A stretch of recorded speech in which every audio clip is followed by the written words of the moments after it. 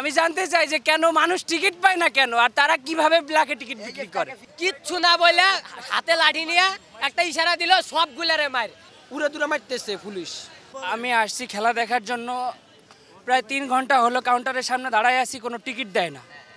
তো অনেক জায়গায় দেখি যে ব্ল্যাকের টিকিট বিক্রি করতেছে, 300 টাকার টিকিট বিক্রি করতেছে 1500-1400 টাকা করে। আমার কাছে টাকা না থাকায় আমি টিকিট নেই নাই। আজকে আমাদের খেলা আছে টিমের, এই জন্য আসছি আমি খেলা দেখার জন্য। আমি রংপুর রাইডার্সের খেলা দেখার জন্য আসছি। তো এখানে পুলিশ ভাইরা সমাধান দিতেছিল, হয়তো বা কিছু বলতেছিল যে টিকিট নিয়ে কি করলে ভালো হয়। সবাই ওখানে দাঁড়ায় শুনতেছিল, আমি ওখানে দাঁড়াই আছি যে তারা কি বলে আমি শুনে তারপরে যদি না হয় চলে যাই। আমি দাঁড়াই আছি, হঠাৎ করে বাঁশি দিয়ে সবাই তাড়াইয়ে দেয়। আমি ওখানে দাঁড়াই আছি, আমি তো কোনো দোষ করি না, আমি ওখানে দাঁড়াইছি কথা শোনার জন্য যে উনি কি বলতেছে। উনি আমার কোনো কারণ ছাড়া একটা পুলিশ স্পিডে আমার উপরে পায়ে ব্যাট মারছে।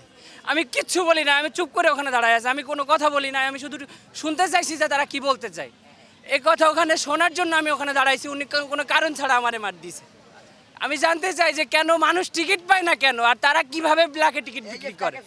আমরা কেন টিকিট পাই না, তারা কিভাবে ব্ল্যাকে টিকিট বিক্রি করে। আমার প্রশ্ন এটা, কেন আমরা টিকিট পাই না।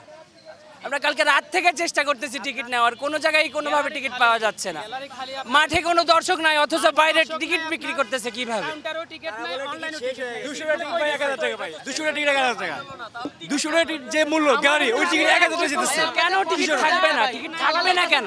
দালালের কাছে কল দেওয়ার পরে বললাম ভাই টিকিট আছে, উনি বলতেছে যে দুইটা টিকিট 3000 টাকা লাগবে। বললাম যে কেন 3000 টাকা, কত টাকা দামের টিকিট। উনি বলতেছে 345 টাকা দামের দুইটা টিকিট 3000 টাকা লাগবে, মানে প্রত্যেকটা টিকিট 1500 টাকা করে। এই জায়গায় এসে আমরা পুলিশে বলছি, একটারে ধরছে, ধরার পর কোন দিক নিয়ে গেছে কে জানে। এখন টাকা খাই ছেড়ে দিছে না কেমনে ছেড়ে দিছে ওটা তো আমরা জানি না।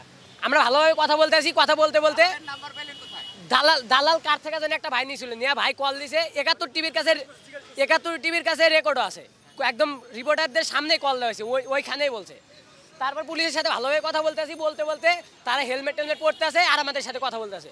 বলতে বলতে কিচ্ছু না বলে হাতে লাঠি নিয়ে একটা ইশারা দিল, সবগুলারে মার। ভালোভাবে কথা বলতেছি, কেউ কিচ্ছু করি তাদের কোনো, আমরা উস্কেও দিই নাই, মানে কোনো খারাপ কিছু বলি নাই, একদম মার। এই ভাই মনে হয় পরে গেছিল, যাই দাঁড়ায় আছে ওই মুহূর্তে ভাই দাঁড়ায় আছে, ভাই তো জানে না মারছে। আমিও সেম অবস্থা দেখছি। আমরা জানি পুলিশ জনগণের বন্ধু, আমরা পুলিশের কাছে আসছি একটা সমাধানের জন্য। পুলিশ আমাদেরকে কিছু সমাধান না দিয়ে আমাদের সবাইকে লাঠিচার্জ দিয়ে উড়ে দূরে মারতেছে পুলিশ। আমরা পুলিশকে সমাধান চাইছিলাম, আমরা পুলিশকে বলছিলাম 30,000 আছে, 30,000 টিকিট আছে, কিন্তু মাঠে একটা টিকিটও নাই, একটা জনগণও নাই, 1000 মানুষ হবে। আমরা মাঠ ফাঁকা, আমরা টিকিট পাচ্ছি, গ্যালারি পুরাই ফাঁকা, সব দর্শক মাঠের বাইরে, কোনো টিকিট নাই। এই টিকিটগুলি গেল কোথায়, এই টিকিটগুলি গেল কোথায়।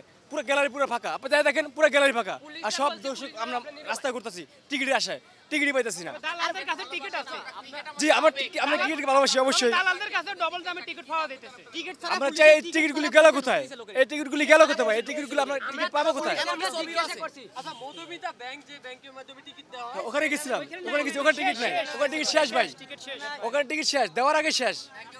ব্যাংকের টিকিট নাই, অনলাইনে টিকিট নাই ভাই, ভাই আমরা এখান থেকে সকাল ভোর থেকে 4টা থেকে এখানে বসেছি, আমরা ভোর থেকে কোনো টিকিট নাই। আমরা খেলা দেখার জন্য, আমরা টাকা দিয়ে খেলা দেখবো, আমাদেরকে কেন পুলিশ মারবে, আমাদের প্রশ্ন আপনাদের কাছে এটা। আরে সিন্ডিকেটগুলো ভাঙা দরকার।